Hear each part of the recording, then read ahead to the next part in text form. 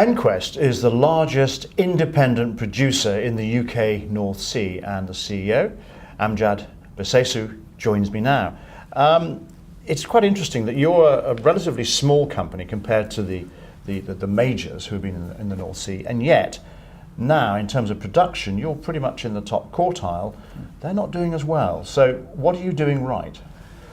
I think the issue is really one of size, and you said it just right. I think they are much larger, their materiality thresholds are much larger, their approach to assets is very different. Whereas we have specific hubs. We started off with 2 hubs, we've increased now to 4, we're on the way to 6 hubs, but our focus is on maximizing production from these hubs, increasing production efficiency, finding reserves around those hubs, resources around those hubs, and bringing them to life extremely quickly as possible. So we've done that very successfully. That's why we have actually doubled in production over the last 4 years, where other companies have actually halved.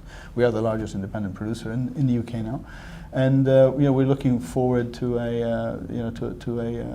even more growth in the future. Now, this doesn't come without its challenges. I think, as I was telling you earlier, we do see the North Sea particularly as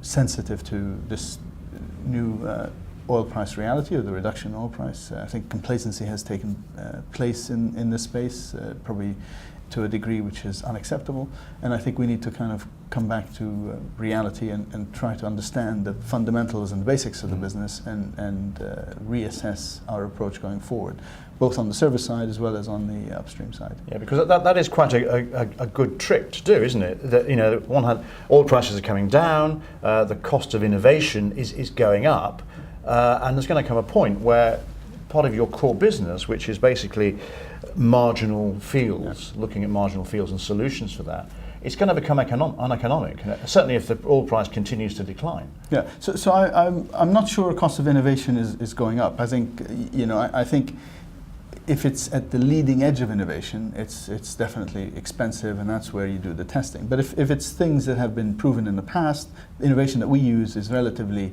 conventional innovation. So it's running 3D seismic, running 4D seismic, looking at pumping in the wells, ESPs, HSPs, hydraulic pumps, electrical pumps. The technology has changed very positively in those sectors. Look at drilling, which is really very old, but drilling with new technology. So we've revamped the rigs on Thistle, revamped the rig on Heather, and so we are able to utilize really conventional technology with the new innovations to access reserves. And we've been very successful at that because, again, we are focused, these are material assets for us, and this technology hasn't been applied for these fields for 20 years. But why do you think that hasn't been applied for 20 years? Is it complacency? Well, I think I would say it's materiality more than complacency. It's probably a little bit of complacency, but more materiality. The assets are not in the right hands. When a company is producing 3 million barrels a day, going from 3,000 to 6,000 or to 9,000 barrels a day, which is what we've done on Thistle. We've gone from 3 to 9,000 a day, and on Kittiwake, we've gone from 2 to 6,000 a day. That's just not material enough for the larger companies. They need to be focused on adding tens of thousands of barrels a day, not single thousand barrels a day. For us, it's material, and so it's partly materiality and size, partly focus, partly the ability to have an organization that's agile and is able to react and is able to integrate the subsurface with the operations, with the project side, kind of in one package that's efficient and that's very responsive. And so I think those 3 elements allow us to really move very quickly, as we have done, for example, in Kittiwake, where we have taken over in March, and by September the production had more than doubled.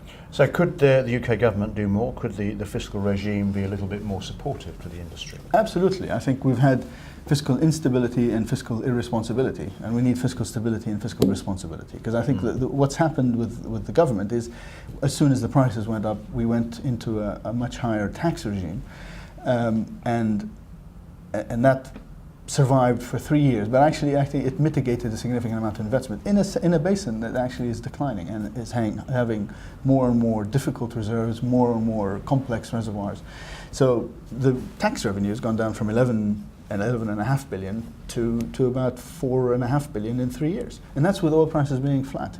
So this Laffer curve, where you reduce taxes and increase activity, and then taxes come back up, or increase tax rates, we're seeing the opposite of the Laffer effect here, where we increase taxes and have seen increased tax rates. We've seen taxes decrease almost by 2/3. So I think the government has been irresponsible in terms of taxing, because I think they've actually slowed down the activity.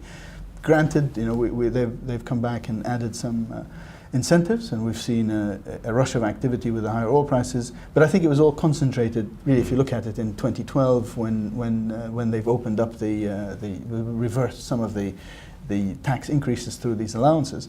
But since 2012, very little has been sanctioned. Very few projects were sanctioned in 2013. 2 of our projects, Kraken and Kraken North, were sanctioned in 2013. But if you look, it's a handful of projects.